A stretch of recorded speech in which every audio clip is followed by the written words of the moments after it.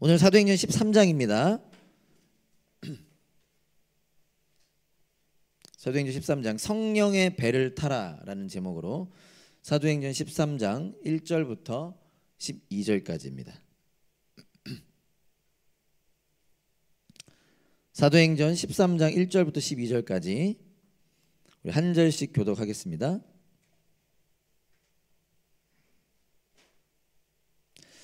안디옥 교회에 예언자들과 교사들이 있었는데 그들은 바나바와 니게르라고 하는 시므온과 구레네 사람 루기오와 분봉왕 헤롯과 더불어 어릴 때부터 함께 자란 마나엔과 사울이다.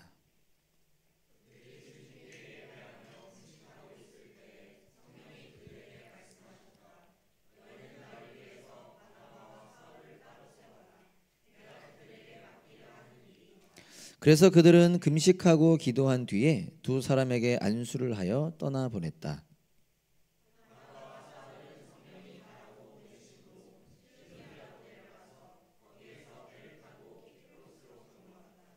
그들은 살라미에 이르러서 유대 사람의 여러 회당에서 하나님의 말씀을 전하였다. 그들은 요한도 또한 조수로 데리고 있었다.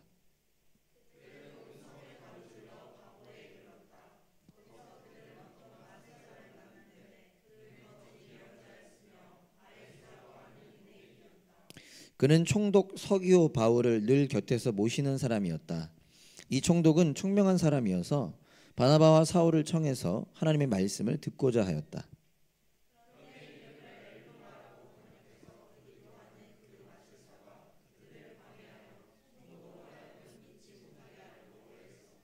그래서 바울이라고도 하는 사울이 성령으로 충만하여 마술사를 노려보고 말하였다.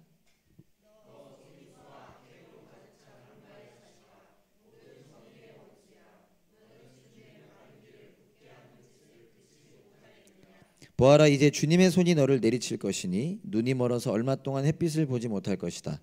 그러자 곧 안개와 어둠이 그를 내리덮여서 그는 앞을 더듬으면서 손을 잡아 자기를 이끌어줄 사람을 찾았다.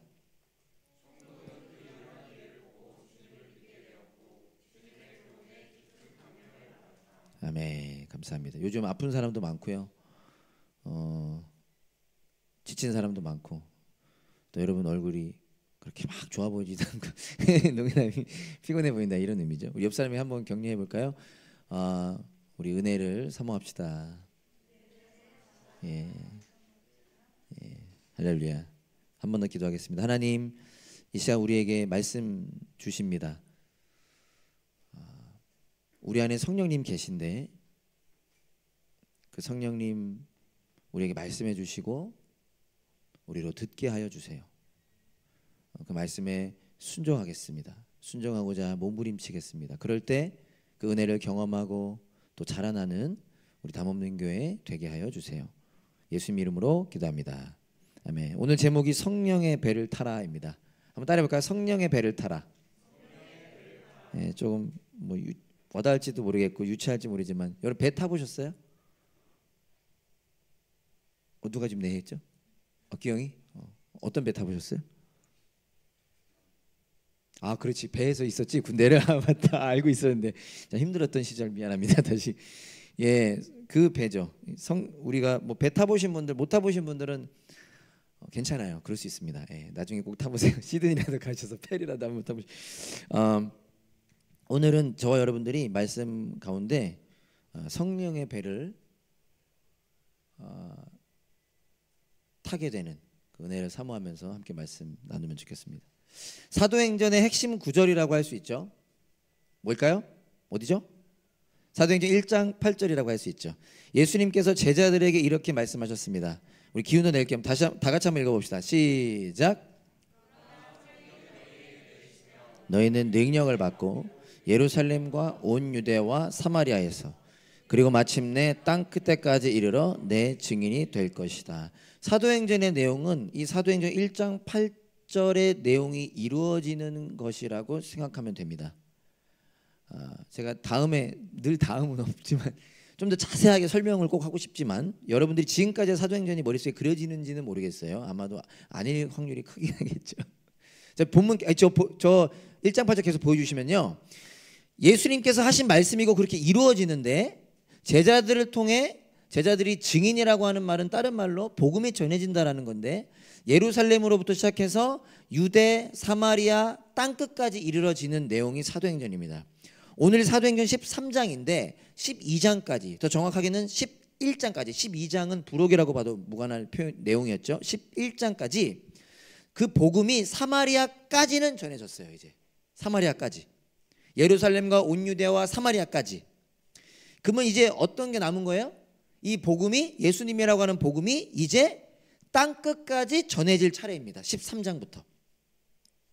물론 부분적으로는 땅끝을 다른 말로 이야기하면 이스라엘 사람들 유대인들이 짐승처럼 여겼던 이방 사람들을 말하는 거죠. 이방 나라. 그 이방 나라에도 부분적으로는 복음이 전해졌어요. 예를 들면 빌립을 통해 에티오피아 내시에게도 복음이 전해졌고 또 이름 밝혀지지 않은 사람들을 통해 여러 도시에도 복음이 전해졌죠.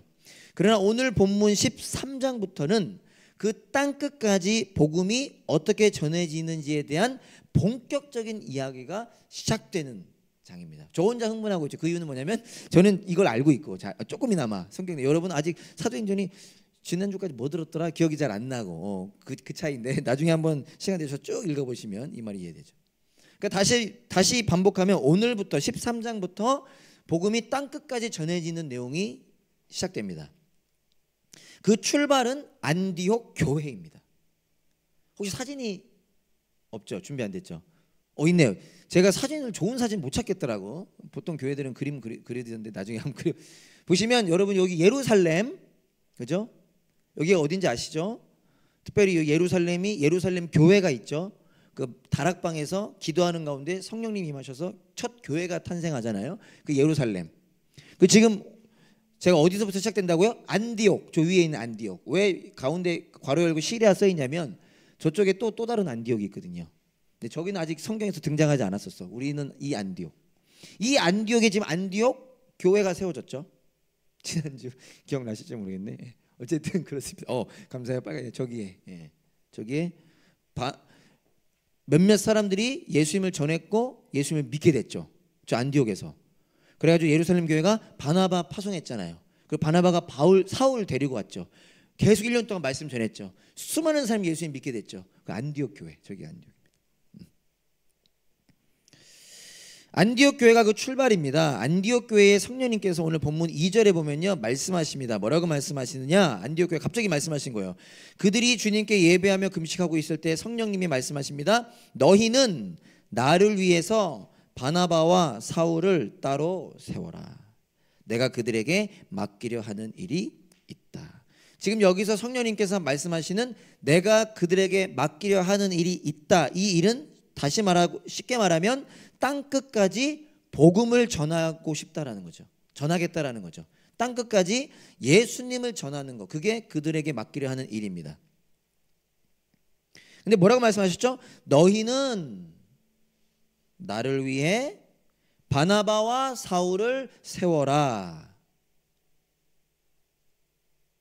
그러니까 성령님께서 지금 맡기고자 하시는 일이 있는데 그 일을 지금 누구에게 얘기하고 있는 거예요? 먼저는 성령님께서 너희는 지금 안디옥 교회에게 말씀하시는 거죠. 동시에 누구에게도 말씀하시는 거예요? 바나바와 사울을 세워라. 바나바와 사울에게도 말씀하시는 겁니다. 교회에게도 말씀하시고요. 바나바와 사울에게도 말씀하십니다. 그리고 감사하게도 그 교회도 성령님의 말씀에 반응하고 바나바와 사울도 그 성령님 말씀에 반응합니다. 그리고 순종합니다. 그래서 어떻게 되죠? 안디옥 교회가 바나바와 사울을 선교사로 떠나보내요. 오늘 우리 새번역 버전의 표현은 떠나보냈다. 이걸 우리 어르신들이 뭐라고 보통 표현했죠? 파송이라고 표현하죠. 그리고 바나바와 사울은 그 교회는 그들을 떠나보내고요. 바나바와 사울은 배를 타고 떠납니다. 오늘 본문 내용이 어떻게 되죠? 키프로스, 예전 성경 이 지도에서는 아까 구브로라고 나와 있는데 키프로스 섬에 도착하고요. 살람이라고 하는 도시에서 그곳 회당에서 복음을 전하고요. 유대인들은 회당을 만들고 거기서 늘 모였잖아요. 그 회당에서 복음을 전하고요. 나중에 바보라고 하는 도시에 가서 그곳의 총독에게 복음을 전합니다. 놀랍게도 그 총독이 어떻게 되죠? 예수님을 믿게 됩니다. 이게 오늘 본문 내용이죠. 13장 1절부터 12절까지. 저는 이 내용을 좀 나누면서 다 다루지 못하지만 저와 여러분들이 생각해 보고 싶은 것이 있는데요. 그게 뭐냐면 오늘 이 본문 13장 1절부터 12절까지 이 내용을 누가가 기록했잖아요. 사도행전을 누가가 기록했는데 누가가 이 사도행전을 읽을 첫 독자들과 오늘 읽고 있는 저와 여러분들에게 전하고 싶은 것은 무엇일까라는 것입니다. 듣고 계세요? 지금 사도행전을 누가가 기록했는데 누가가 왜 기록했을까? 이걸 책을 왜 기록해요?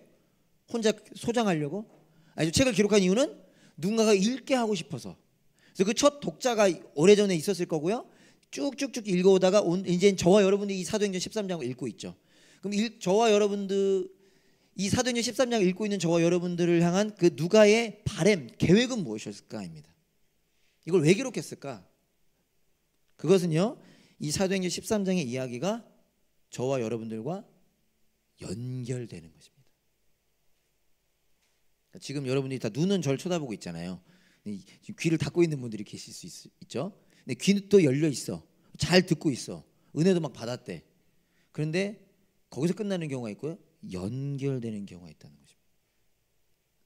바나바와 사울이 했던 일은 땅끝까지 복음을 전하는 일이었습니다. 그리고 오늘 그 시작을 우리가 보고 있죠. 근데 이 내용을, 이 이야기를 보면서 아, 그랬구나. 바나바와 사울이 키프로스 섬 갔구나. 아, 그랬구나. 해서 끝나는 사람이 있고요.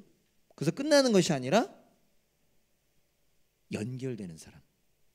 여러분, 바나바와 사울을 통해 누가 예수님 믿게 됐습니까? 우리가 예수님 믿게 됐어요. 그죠? 총독도 예수님 믿게 됐고, 맞죠? 우리나라에 약 3,000명이 넘는 미국과 호주 선교사님들이 오셨거든요. 죽음을 각오하고 도착하자마자 죽으신 분들도 있죠. 그분들 때문에 지금 우리가 예수님 믿는 거예요. 근데 그분들은 어떻게 예수님 믿게 됐어요? 바울과 바나바 때문에 믿게 된 거예요. 그들이 복음을 전하기 시작해서. 그 은혜를 받고 누리는 자로서 저와 여러분들 또한, 우리 담없는 교회 또한 이 일에 반응하고 동참하길 원하는 것입니다. 그게 누가가 바라는 것이고 저와 여러분들의 기도가 되기를 원하는 것입니다.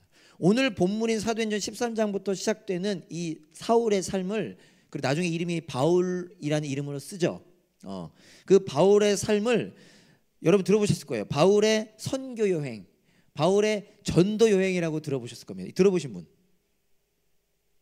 한 분, 손 안 든 분, 두 분, 세 분, 네 분 정도 들었나요? 성경책 가지고 오신 분 계신가요? 성경책?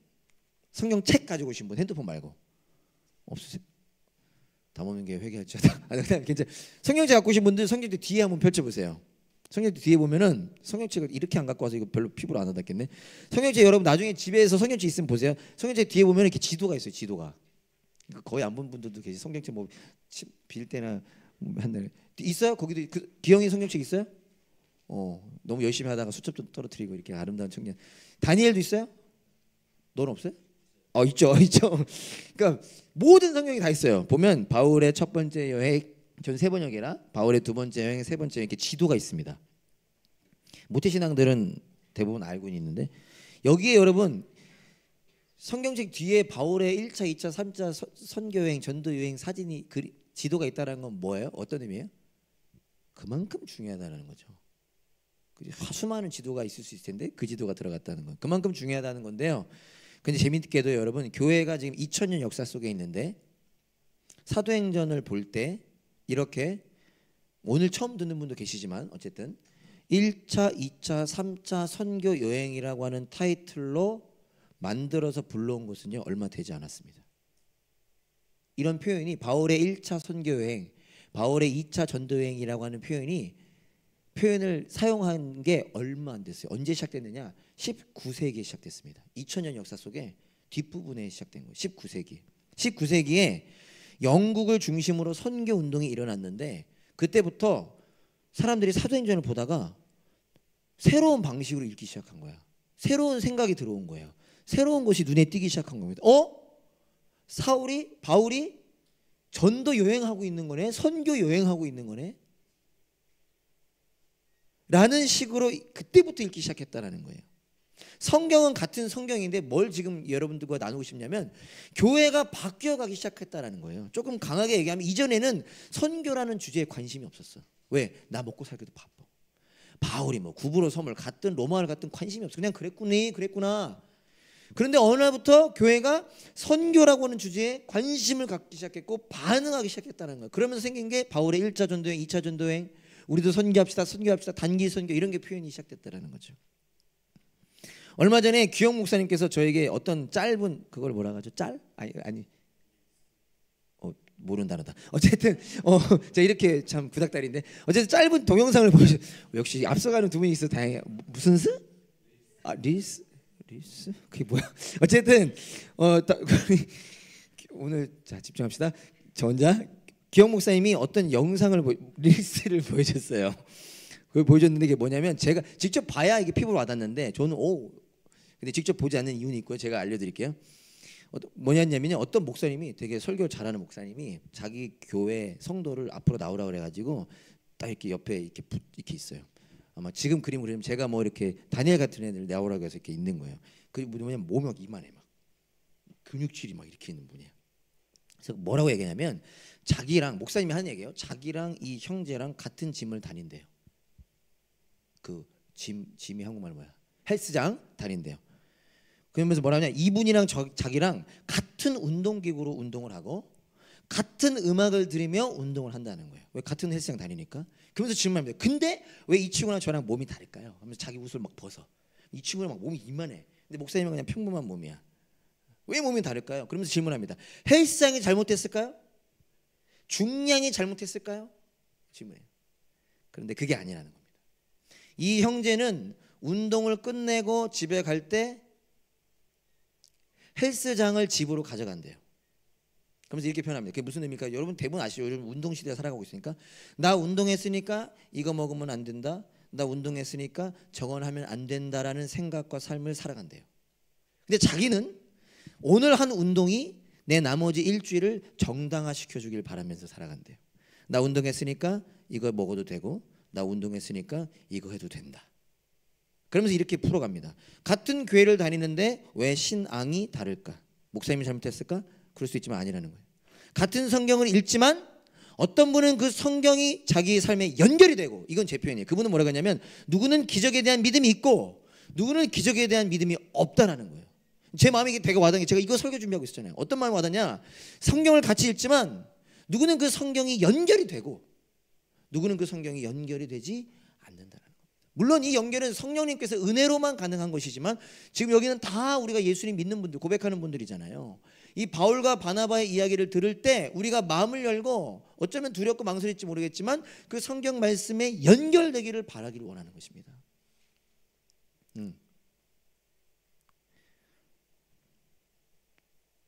사랑하는 여러분, 오늘 이 사도행전의 이야기가요, 저와 여러분들과 연결될 수 있기를 소망하는 저 여러분 되기를 간절히 소망합니다.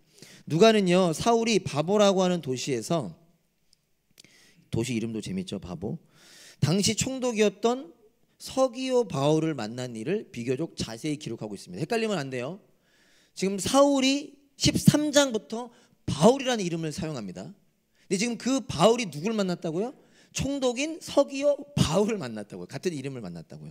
그래서 어떤 목사님은 되게 이렇게 영향력 있는 목사님들 이런 표현도 쓰시더라고요.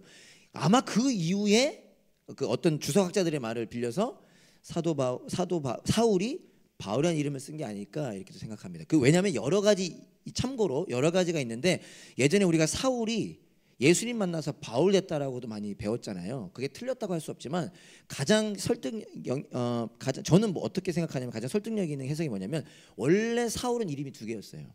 사울이라는 이름과 바울이라는 이름. 그 이유는 사울은 유대인이면서 태어나면서부터 로마 사람이었죠. 그러니까 로마식 이름이 있는 거지. 근데 선교를 시작하면서 1차, 2차, 3차 그 이방 나라를 향한 선교를 시작하면서 어떤 이름을 사용한 거예요? 그들이 더 친숙한 바울이라는 이름을 사용한 거죠.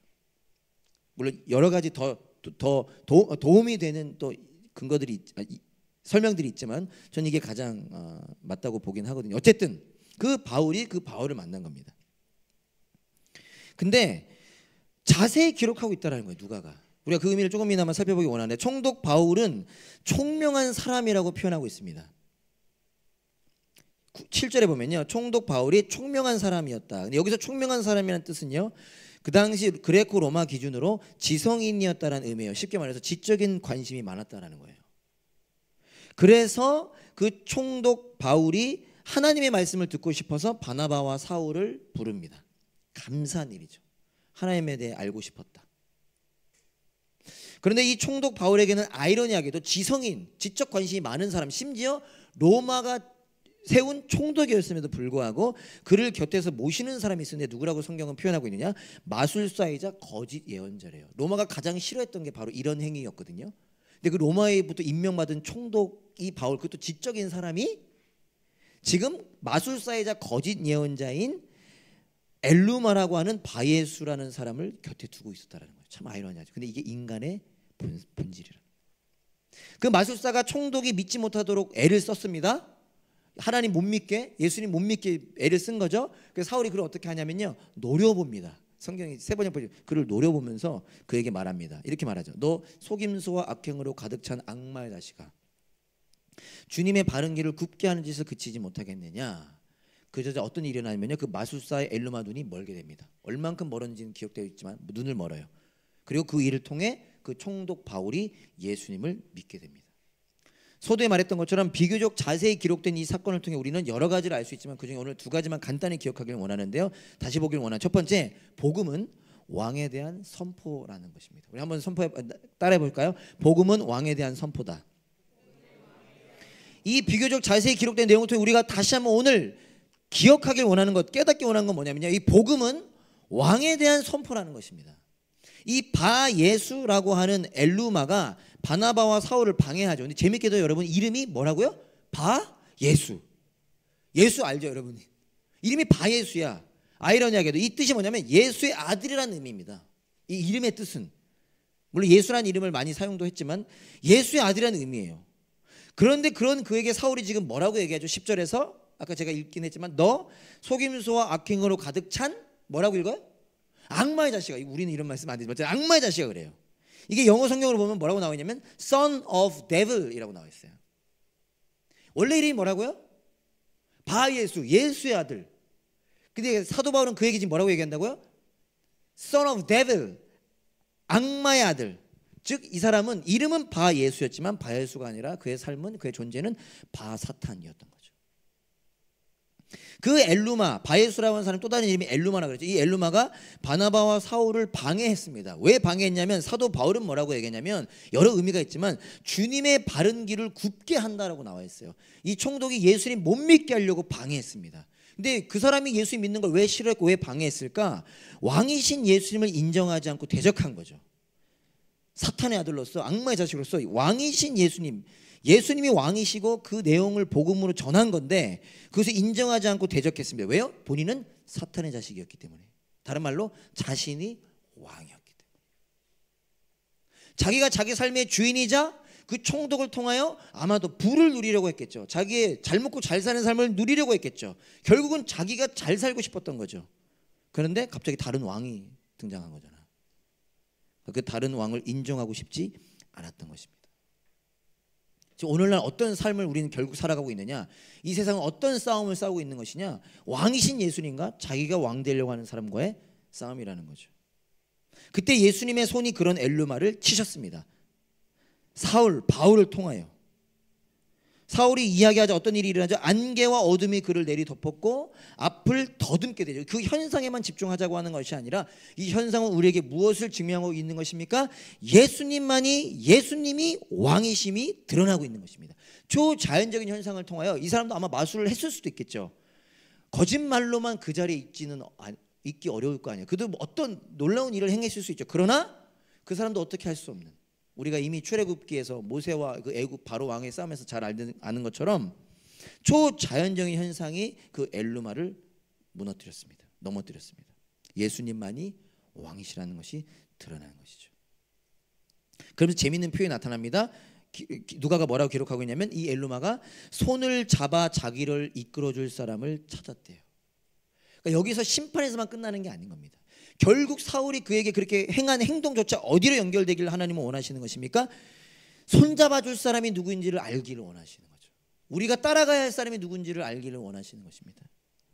모든 인간은 죄의 문제를 해결할 수 없고 지옥과 심판, 멸망의 저주의 문제를 해결할 수 없는데 그것을 위해 예수님께서 오신 거잖아요. 저와 여러분은 예수님을 따라야 하는 존재라는 것입니다. 혼자 힘으로 살아갈 수 없는, 혼자 힘으로 살아낼 수 없는, 저 혼자 살아갈 수 있는데요. 아니요. 그 누구도 죽음의 문제를 이겨낼 수 없죠. 그런데 그 문제를 해결하기 위해 예수님께서 오셔서 그분이 우리의 누가 되셨습니까? 선한 목자 되어 주셨습니다. 우리의 손을 잡고 우리를 생명으로 인도해 주시는 것이죠.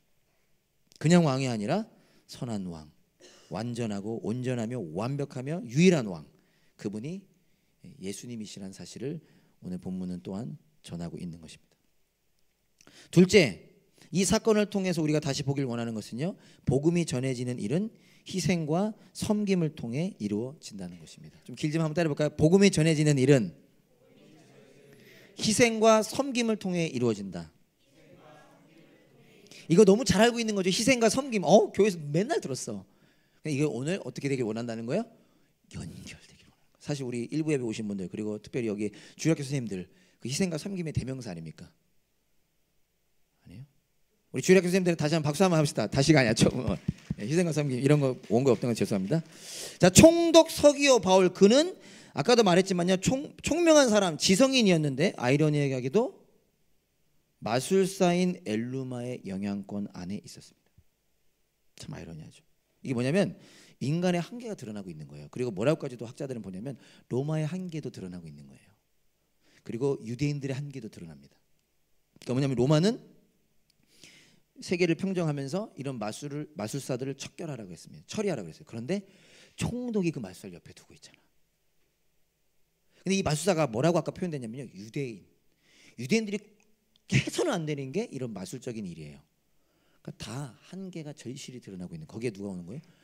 사울을 통해 복음, 예수님만이 유일한 길이요 진리요 생명이신. 인간의 한계가 드러나고 있습니다. 그런데 그런 총독 바울이 예수님을 믿게 됩니다. 한계밖에 없었던, 한계를 뛰어넘을 수 없었던 인간이 새로운 존재로, 새로운 삶으로 살아가기 시작한 것이, 이게 복음이죠. 중요한 건 이 일이 어떻게 이루어졌냐라는 거예요. 죽음의 문제를 해결할 수 없었던 그 총독이 예수님 믿어 영원한 삶을 살게 됐는데 그 일이 어떻게 이루어졌냐라는 겁니다. 간단하죠. 바나바와 사울 때문이죠.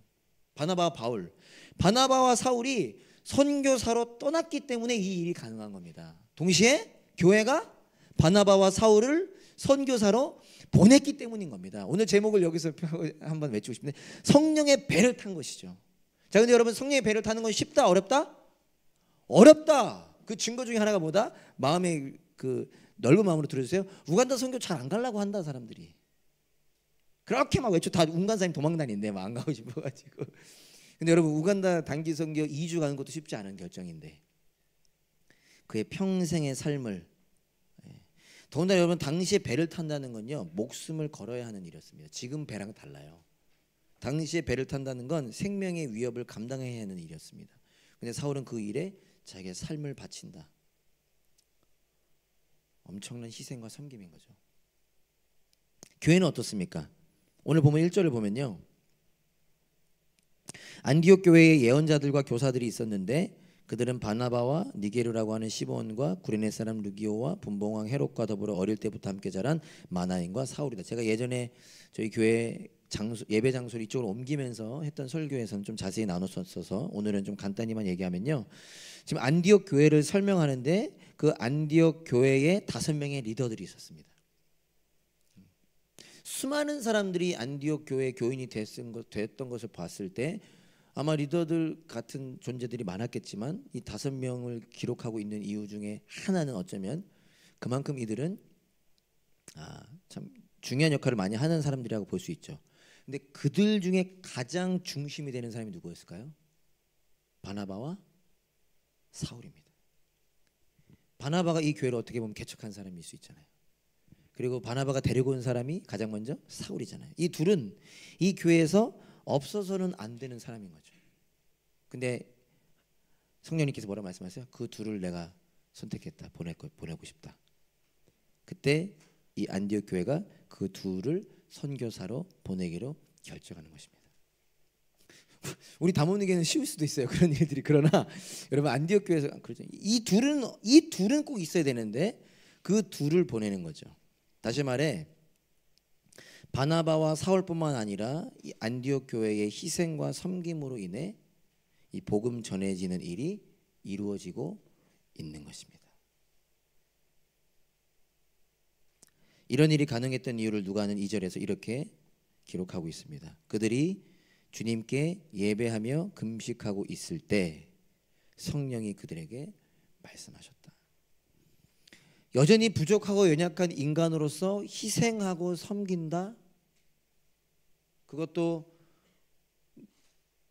내가 잘 아는 사람들이 아니라 내가 만나보지도 못한 그 사람들을 향해 그러한 인생을 시작한다.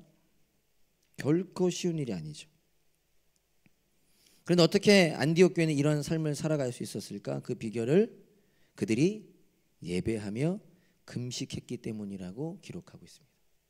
그들도 우리와 똑같은 인간인데 그러한 삶을 살 수 있었던 이유가 예배하며 금식했다는 거예요. 단순한 예배가 아닙니다. 단순한 금식이 아니죠. 어떤 예배와 금식이었습니까? 성령님의 말씀을 듣는 예배, 성령님의 말씀을 듣는 금식, 성령님의 말씀에 순종하는 예배, 성령님의 말씀에 순종하는 금식이었다는 것입니다. 지난번에 우리 금요예배 때 찬찬 전사님께서 말씀해 주셨고 규영 목사님께서 언급해 주셨는데요. 반석 위에 집을 짓는 사람이 있고 모래 위에 집을 짓는 사람이 있고, 이거 주일학교 애들도 지난주에 배운 겁니다. 다 주여 주여 하는 사람들이에요. 예수님 예수님 하는 사람들입니다. 근데 어떤 사람은 반석 위에 집을 짓는데 어떤 사람은 모래 위에 집을 짓는데, 모래 위에 집을 짓는 사람은 뭐라고 묘사합니까? 말씀을 안 들은 사람이 아니에요. 듣고 또 행하지 않은 사람이 아닙니다. 행했는데 자기 마음대로 행한 사람. 그러니까 집을 안 지은 게 아니냐. 모래 위에 집을 지었잖아요. 그게 뭐냐면 예수님 말씀 듣고 행동은 하긴 해. 근데 어떤 행동이냐? 자기 마음대로 행동해. 이게 모래 위에 집을 짓는 사람입니다. 그러니까 안디옥 교회는 뭐가 달랐느냐? 예배를 드렸고 금식을 했는데 성령의 말씀을 듣고 그 들은 성령의 말씀 그대로 반응하는 은혜를 누린 교회였다라는 것이죠. 사랑하는 여러분, 요한복음 3장 16절 대부분 다 외우시죠? 우리 요한복음 3장 16절 다 같이 한번 읽어볼까요? 시작. 하나님께서 세상을 이처럼 사랑하셔서 외아들을 주셨으니 이는 그를 믿는 사람마다 멸망하지 않고 영생을 얻게 하려는 것이다. 여러분 너무 잘 아시는 말씀이죠? 잘 아시는 그대로 하나님께서 예수님을 주셨습니다. 예수님을 보내주셨습니다. 그 예수님께서 오셨습니다. 이 예수님 때문에 제자들이 구원받았고 영생을 누리게 된 것이죠. 이 예수님 때문에 사울이 구원을 받고 영생을 누리게 된 것이죠. 그리고 이제는 그 예수님께서 사울을, 제자들을 보내시는 것입니다. 내가 온 것처럼 내가 너희를 보낸다. 그게 그리스도인인 것이죠. 교회가 예배하고 금식했다, 사울이 예배하고 금식했다, 형식적인 예배를 의미하는 게 아니죠. 자신들의 구원자 되시는 그 예수님, 자기를 구원하신 그 예수님을 바라보았다라는 것입니다. 그 예수님의 말씀을 들었고 그 예수님의 말씀에 반응했다라는 것이죠. 우리 또한 이 은혜를 알고 누리기를 원하는 것입니다. 제자들처럼, 바울처럼 나를 위해 오신 그분의 오심을 더 깊이 경험하고 나를 보내시는 그분의 그 보내심을 깊이 경험하는 저 여러분 될 수 있기를 간절히 소망하며 말씀을 마치겠습니다. 여러분은 어떤 인생을 살아가고 계십니까? 한번 생각해 보세요. 어떤 인생을 살아가고 계십니까? 여러분의 인생의 목표는 무엇입니까? 특별히 이 호주 멜번까지 오신 여러분들 무엇을 바라보며 살아가고 계십니까? 저 여러분들이 성령의 배를 타는 삶이 되기 원합니다. 성령님의 인도하심을 받는 삶이 되기를 원합니다. 꼭 어디 가자 그 얘기가 아니죠. 바울처럼 사울처럼 당장 배를 타고 비행기 타고 떠나야 되나, 그게 아니라 우리를 부르신 이곳이 죄송합니다. 그저 그렇게 그냥 그렇게 사람들처럼 친구들처럼 살아가는 삶이 아니라 매일매일 월요일부터 주일까지 똑같은 것을 반복하더라도 그 삶이 성령님의 배를 탄, 성령님의 인도하심을 받는, 성령님의 말씀을 듣고 순종하는, 결국 우리의 삶을 통해 우리의 희생과 섬김과 사랑을 통해 예수님이 전해지게 되는 그런 삶을 사는 우리 모두가 될 수 있기를 간절히 소망합니다. 다시 일어나서 함께 찬양하실까요?